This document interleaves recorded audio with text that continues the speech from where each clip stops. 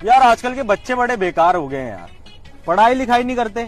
एक हमारे बाप दादाओं का जमाना था भाई, नदियां पहाड़ पार कर करके पढ़ाई करी है उन्होंने। हाँ यार, मेरे दादाजी खुद जब बिजली गिरा करती थी उतने में 2-4 चैप्टर पढ़ लेते थे। अरे भाई मेरे दादाजी रात में कुत्ते की आंखें चमकती थी ना, उससे पढ़ाई करते थे। भाई मेरे दादाजी से तो पूरी कॉलोनी जलती थी, उसी में पढ़ लिया करते थे वो तो। भाई बाप दादाओं को छोड़ो ना यार, हमने खुद कितनी मेहनत कर करके पढ़ाई करी है। हाँ यार, मैंने तो घड़ी की लाइट से पढ़ाई करी है। भाई मैं पत्थर घिस घिस के जो चिंगारी निकलती थी ना, उससे पढ़ता था। भाई मेरे घर में तो जो रिमोट था ना, उसमें लाइट जो जलती थी, उससे पढ़ाई करता था मैं। लेकिन भाइयों मैं ज्यादा खतरनाक था, एक किताब में आग लगाकर जला देता था, उतने में 3-4 किताबें निपटा देता था। दोस्तों ये लड़का कॉलेज में सफाई कर रहा था, लेकिन तभी इसकी नजरें ब्लैक बोर्ड पर लिखे एक मैथ के क्वेश्चन पर जाती है, जिसे आज तक कोई भी स्टूडेंट सॉल्व नहीं कर पाया था। ये लड़का उस क्वेश्चन को ध्यान से देख लेता है, फिर अपने घर जाकर उस क्वेश्चन को लिखकर सॉल्व करने की कोशिश करता है। फिर कॉलेज आकर उस क्वेश्चन को कुछ ही मिनटों में सॉल्व करके वहाँ से चला जाता है। उसके बाद कॉलेज के प्रिंसिपल वहाँ आकर उस क्वेश्चन को सॉल्व हुआ देख काफी हैरान हो जाते हैं और क्लासरूम में आकर पूछते हैं कि क्वेश्चन किसने सॉल्व किया, लेकिन कोई भी स्टूडेंट जवाब नहीं देता। इसीलिए प्रिंसिपल पहले वाले से भी एक मुश्किल क्वेश्चन बोर्ड पर लिखवा देते हैं। अगले दिन ये लड़का उस क्वेश्चन को देखता है और उसे भी कुछ ही मिनटों में सॉल्व कर देता है, लेकिन तभी वहाँ प्रिंसिपल आ जाते हैं और उन्हें लगता है कि ये लड़का क्वेश्चन को मिटा रहा है। इसीलिए प्रिंसिपल उस लड़के को डांट कर वहाँ से जाने के लिए कहते हैं। फिर प्रिंसिपल उस क्वेश्चन को सॉल्व हुआ देखते हैं तो उन्हें अपनी आंखों पर विश्वास नहीं हो रहा था कि एक साफ सफाई करने वाला लड़का इतना जीनियस हो सकता है। Mummy mummy. हाँ बेटा। मम्मी मुझे बहुत भूख लगी, मुझे खाना खाना है। अच्छा बेटा, तुम्हें भी खाना है? बेटा तुम यहीं रुको, मैं भी आती हूँ तुम्हारे लिए खाना लेकर। मम्मी जल्दी आना। हाँ दीदी मुझे ना कुछ खाने के लिए दे दो, मेरे बच्चों को ना भूख लगी है, कुछ पैसे दे दो।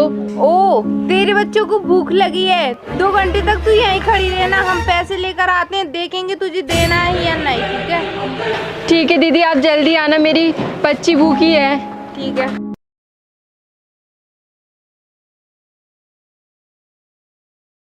दीदी आ गई।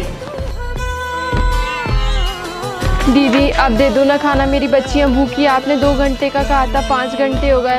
नहीं कोई खाना वाना, निकल यहाँ से। दोस्तों इस गरीब के साथ क्या उस घमंडी औरत ने सही किया या गलत, कमेंट बॉक्स में हमें जरूर बताएं।